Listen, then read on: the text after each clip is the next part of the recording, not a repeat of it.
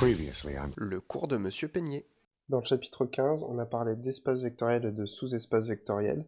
On y a défini les vecteurs. On a dit que des matrices colonnes, c'était des vecteurs. Et dans ce cadre-là, on voudrait étudier des applications qui prennent des vecteurs et qui les transforment en vecteurs. On a ici un exemple de telle application, une application f qui prend un vecteur x, y, z dans M31 de R et qui lui associe le vecteur 2x plus 3y et 3z qui est lui dans M21 de R. Par exemple, l'image du vecteur 1, 0, moins 1 par l'application f est le vecteur 2, moins 3. Des applications qui transforment des vecteurs en d'autres vecteurs, il en existe évidemment une infinité. Nous, on va se concentrer sur les plus simples, les applications qui respectent les combinaisons linéaires, qui est la notion clé lorsqu'on étudie les espaces vectoriels. De telles applications se nomment des applications linéaires.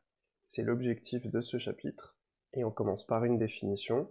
On dit que lorsqu'une application f va d'un espace vectoriel dans un autre, elle est linéaire si l'image d'une combinaison linéaire est la combinaison linéaire des images.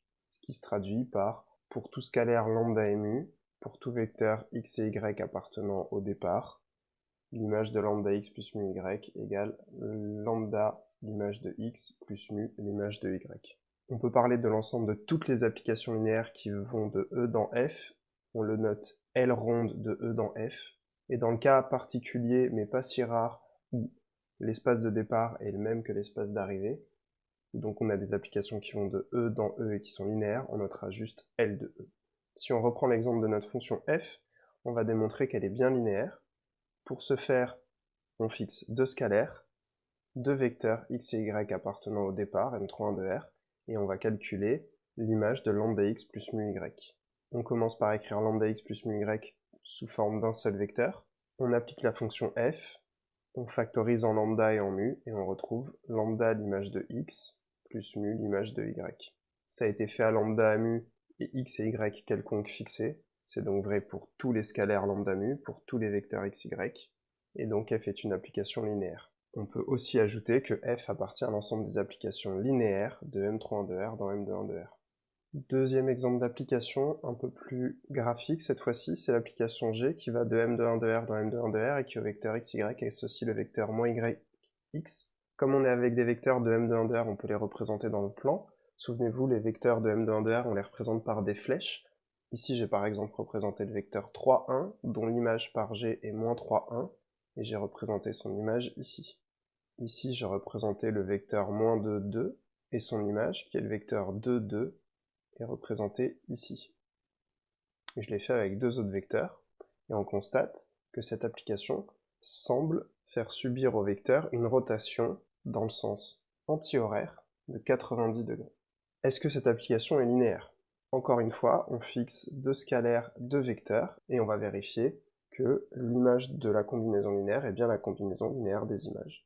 Donc encore une fois, on écrit lambda x plus mu y sous forme d'un seul vecteur, on donne son image, on factorise en lambda d'une part et mu d'autre part, et on retrouve bien, on a la combinaison linéaire des images. Ça a été fait pour lambda mu et x, y quelconque fixé, c'est donc vrai pour tous les scalaires lambda mu et pour tous les vecteurs x, y. Et donc G est bien linéaire, et on a même qu'elle appartient à l'ensemble des applications linéaires de M21 de R. Autrement dit, de M21 de R dans M21 de R.